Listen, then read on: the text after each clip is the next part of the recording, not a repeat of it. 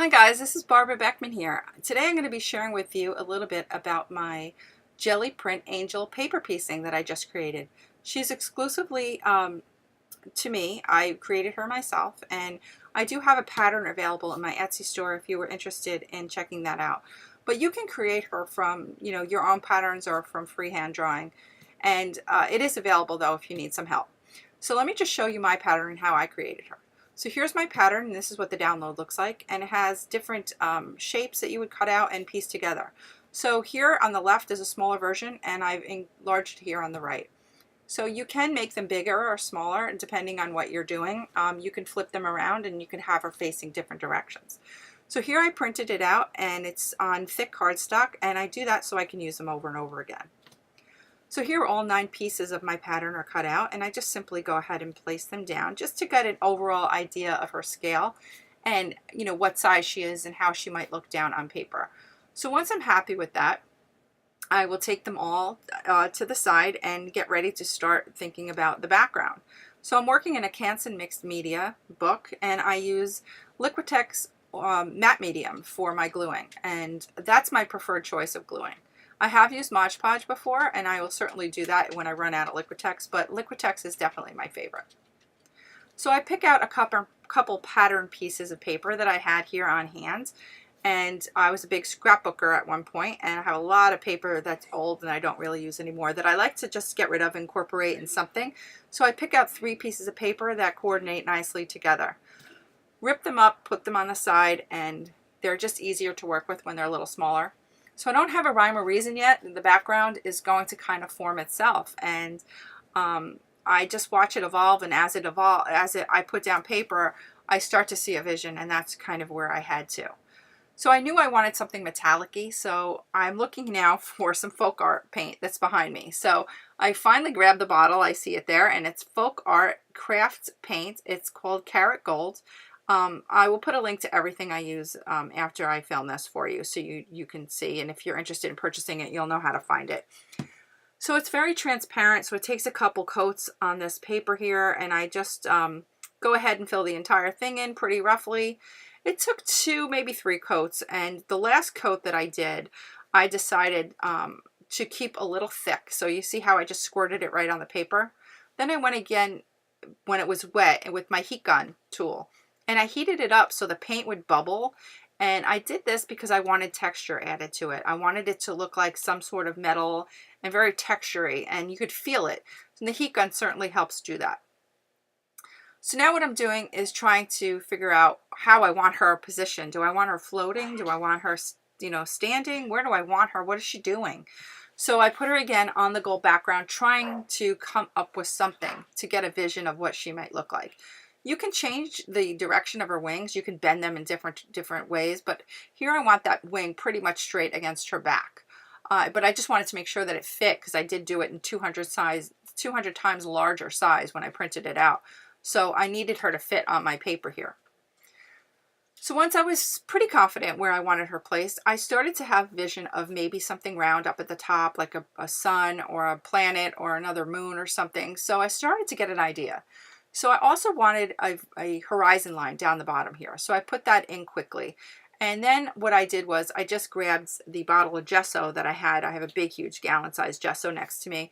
And I used that up at the top right corner and just traced around it, just to give me an idea where I wanted that circle or that planet or that sun or moon to go. So on the bottom here, I just grabbed a piece of my pattern paper, and I just used this as a straight edge. It doesn't have to be perfectly straight. I like things very imperfect anyway. So yeah, it just helped me for the time being, but I now didn't really follow it, true. It goes up and down off the line. So after I start placing these pieces in, I put all 3 of the pattern pieces that I picked out, and they coordinate nicely together. I incorporated up there on the top there in that moon area or that planet area. And I also took some of the black paper from the bottom and added it up top. It looked almost like bats first flying through the moon, like a Halloween picture. Or then I thought maybe it was a cloud, but it's a different world. So, she's an angel. She's not from here. So it's cool. You can kind of experiment and have fun. I'm just basically looking for lights and darks, and I'm looking for interest and something that would go together nicely, some contrast. So this is what I came up with. It was super fun just gluing these all down here. It's very stress-free, carefree, and it kind of dictates where the painting's going, or where the paper piecing's going. And then certainly what colors I might use in her, because at this point I don't really have an idea. So if I hold it up close to the camera, you can certainly see all the texture. I left the middle kind of blank because she's going to be placed there. But you can see all that wonderful, wonderful texture and interest that it created by just heating up that paint a little bit. So here are some of my Gelli print scraps, and I really basically go through them very, very quickly, and I'll pull out about 6, 7, 8 maybe of them that just are calling out to me. I don't match them up at this point to the paper. I just randomly pull them out and place them aside. So I knew I wanted to kind of do some more distressing or something going on top of this gold. So I was thinking like some sort of patina, kind of like the Statue of Liberty. I had like this green kind of thing in my mind. So I chose one of the green paints, the inks, and I think it's by Heidi Swites, and or Heidi Swap, sorry. And I just squirted it on here. So now I go back to the papers that I originally picked out, those 7 or 8 that I was thinking of doing, and then I start to narrow it down. So I kind of just throw them on top of that background to see which one works well for me, which one's calling out to me. It doesn't necessarily have to match at all. I don't match anything. It's just whatever it's like instinctually calling out to me to use. I really can't describe it any other way. It's just a feeling. And I like the challenge of making things that might necessarily not match or go together work. I think that's part of what I love about it most, is that I need that little challenge here and there. So I simply trace along the back the pattern and follow it and cut it out. Not a big deal. So let me just explain here to you, because I used 8 by 10 to put these Gelli prints on pieces of paper. So my piece didn't fit because it was larger than this piece. So since it's paper piecing, I'm able to actually cut a bunch of different pieces from this one piece of paper and piece them together. So you wouldn't even necessarily know that the paper wasn't that size to begin with. I use masking tape that's acid and linguine free. And this way, because I work so hard on these, I don't want them to be ruined in a couple years' time to start to eat my paper or damage the paper in any way. So I do think archival along the way, especially when I'm using something like this. So I piece those together, and then I will tape them together on the back just to give it a little bit more stability and an added sense of security that it's really stuck together well. It's not going to fall apart. So that's what I'm doing here. So I'm just cutting out the other pieces that did not necessarily fit, and I'm going to be now taping them to the back of that other piece that's the larger piece.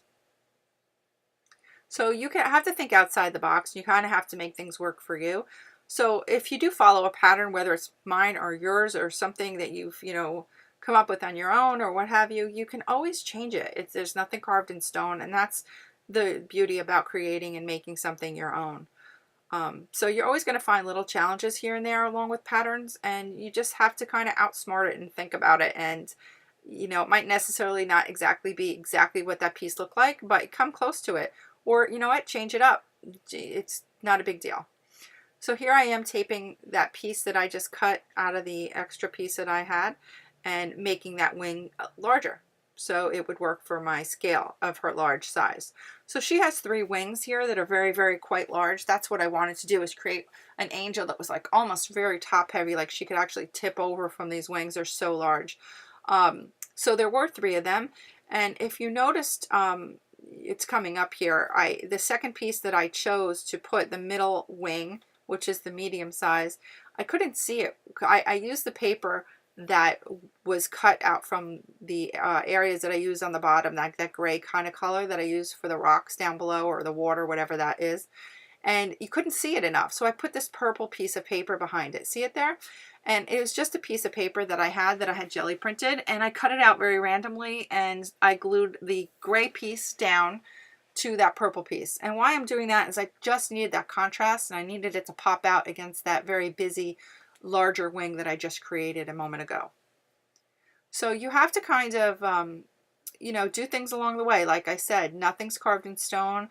It is a pattern, and it's there to help guide you, but you still have to be the creator, and you have to be able to be very flexible and change things around to make it work. So there I go. I'm gonna like place it down here. I just make sure everything fits.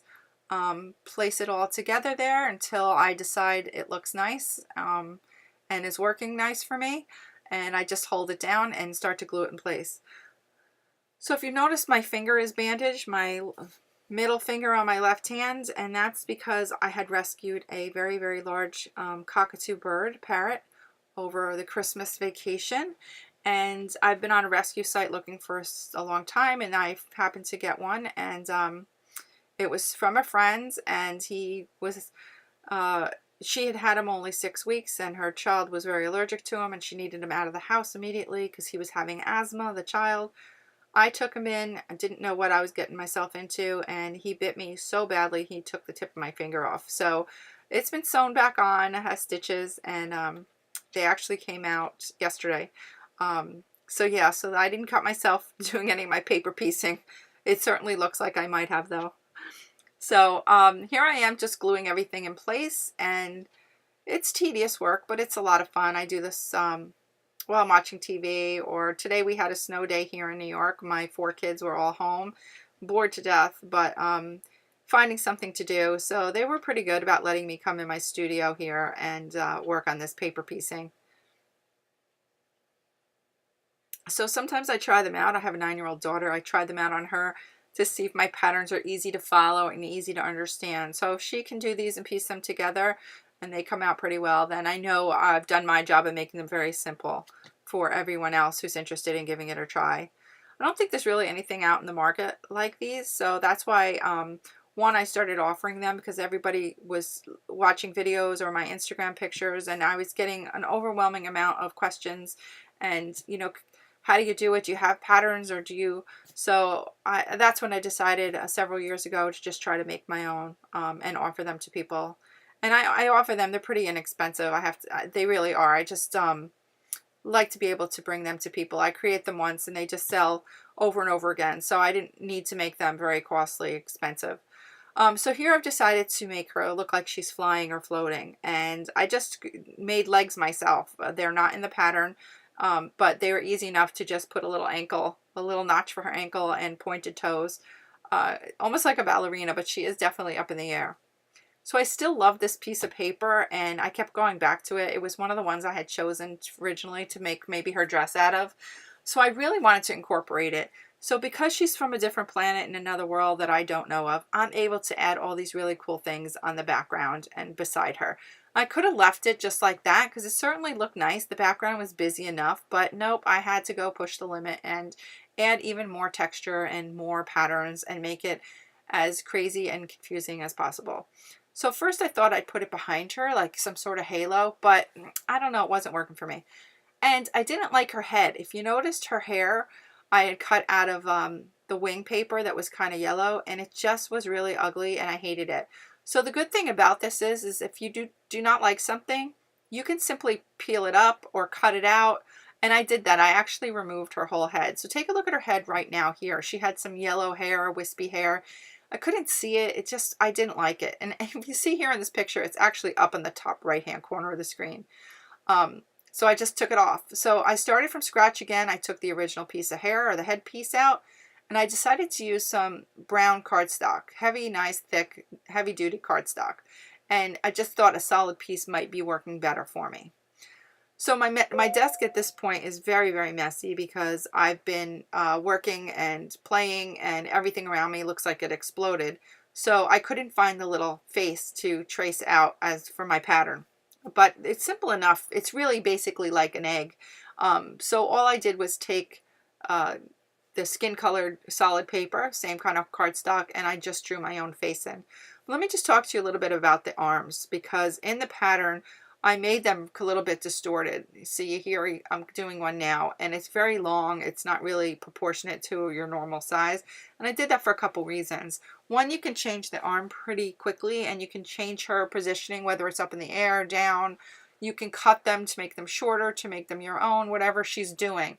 I just find it works a little bit better when you start out with a little longer arm. So that's why they're longer, if you happen to notice that. And what I do is I actually glue it and I hold the shoulder area down with my finger, and then I position it, and I actually take the scissors coming up right here, and while it's glued down, I make a couple cuts down by her hand area to make the cuts exactly on the angle that I need them to go to work for me. So I'm doing that right now. Um, you can see I just take a little bit off, and I changed it 1, 2, 3, and then I just stuck it down. So I like this because you can change it up at any time. And like I said, I didn't like her head. I was able to change it. So don't panic. Even if you glue something down here, you can certainly make changes. Now, the glue stick that I use to glue her together is Scotch permanent glue sticks. I get them in bulk, and I think I get them a couple different places. I think you can get them on Amazon, but I get them at Costco or BJ's, and they come in the bulk pack, and they're not too costly. And I have them for about a year. They last the whole year. So here I am. I just cut out her little head here, and I decided to make her like looking on a kind of like a side view. But I wanted her hair. Her hair is very plain at this point. It was just going. I certainly could have left it like this, but I wanted more hair, and I wanted it to be very free-flowing. If she's flying, I wanted maybe the wind to be in it. So I just simply took the cardstock, I placed it up by her head, and I just kind of traced out what maybe her hair would look like. And I just cut it out and placed it up there just to see. If I didn't like it, I could certainly cut another piece, or I could just leave it out completely. But the minute I put it up there and placed it down, I liked it. I thought it was really, really super nice. It was better than what I had before, and I decided that's what I'm going to use. So I ended up using 3 different colored cardstock for her hair. I used a dark, like chocolatey color. I used a lighter color brown. And then I wanted to have a pop, like a highlight or something whimsical and fun and wispy. So I chose a color that I found in her wings, which was the largest wing that I made, the first wing that I showed you. And I picked a color that was kind of like a mustardy color, and those I chose to use for her highlights. So I just glued everything down individually, strand by strand. I just cut them out. You know, I took my time cutting them out. I did not draw them out. I just randomly cut different shapes. Sometimes you get lucky and you just cut shapes that work. And if not, just keep cutting. You'll find something that works. So after I glue everything down here, I'm really happy with her now. I think she looks great. So I take some Jane Davenport Mermaid markers, which is why I didn't like her face to begin with. They are very vibrant markers, and I'm not used to them. They are very, very bright. So I did not like how it turned out. So I'm risking it again. I could totally ruin it. But what I did was I smeared it with my finger at this point. So I'm kind of taking some of the ink off of it with my hands. And I'm just kind of pushing it along out into the other parts of the paper there. So it worked. It looked much better. I could have left it like this too with no face. So after I finished working on her face a little bit, this is what I decided to do next, was to go in with my Pasca pens. Now, if you don't know anything about Pasca pens, I get them on Amazon. I can't find them locally. The black and the white ones that I get do come from Japan, so they take a little bit of time to get to me. But the other colors, they come from like an American distributor or somebody here selling them, but I get them on Amazon. I will put a link to those also for you. So I have 2 boxes here that are brand new that I love. They're 15 come in a box. And I have 2 different size nibs. So I have a thicker nib and I have a smaller nib. And they're basically kind of, you have to prime them just like you would like your Sharpie paint pens. But they're just so much nicer. I love them. I find them easier to work with. They don't clog. Paint doesn't shoot out of the bottom of the nib and ruin all my work. They're just really great. So if you haven't tried them, I would definitely, these are like a must for every artist to at least try once in their lifetime. They have a lot of really cool colors too. So what I did was I took the white and I did a lot of Zentangle in her wings, and you can certainly still see the jelly prints. That's the whole point of this whole thing, right? You can still see all those nice, beautiful colors, but I just kind of followed the patterns that were on the jelly prints, and that's where I came up with like that starburst that I'm working on now. That was kind of in there. It just emerged in the paper. So I use the paper to guide me a lot. And I just play. It's just about doodling and, you know, remembering what it was like to be a teenager sitting on the phone with my girlfriends for 10 hours and just doodling at the kitchen table. So I love to doodle, and I loved the, it's like calming to me in a sense. So I did that throughout. So here's the two boxes that I have, the two different sizes. I'll link them, as I said, below so you can see where I get them from. And the colors are really cool. So I picked out this mint green that I hadn't used before, but I love green and I love purple together. Love those two colors together. So I just primed it on the side there, and I went ahead and did some dots along her halo. And I start to incorporate that green color, that mint green color, throughout the painting. So up top here, out of sight, which you can't see, which I apologize for, it's another sort of moon or some sort of element that I stuck up there. So I'm adding some of the green in there and some more Zentangle. I'm doing a lot of swirls and a lot of circles and different things to just give some interest to it. So I do the same thing down here on that little crescent moon over here. Kind of like some S's with some swirls and some dots and some lines. I don't know, whatever was coming out of me. But it just changes it up a little bit, and it was beautiful against that purple color that was next to it. I did love this element about it, and yet you can still see that beautiful jelly printed paper underneath it. It was a lot of fun to do this. I could do this for hours. It is tedious, so you have to really enjoy that. So I used some brown Pasca pen, and I just went along and started to define some wings here, feathers. And then once I did the whole thing, I went ahead and did it in black as well right next to it. So it looked like there was two, a black and a brown together, like a shadow behind it. And then I just took some acrylic paint and I went back in and worked on her face a little bit, and she was done.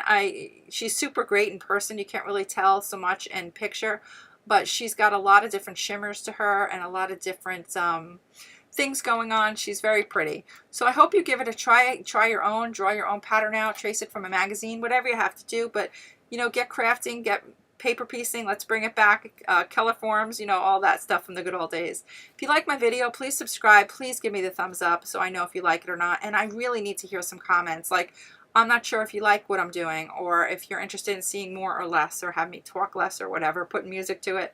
So let me know what you think. I'd really, really appreciate it. Thank you so much, everybody. Have a great day. Hope to see you back here soon. Bye.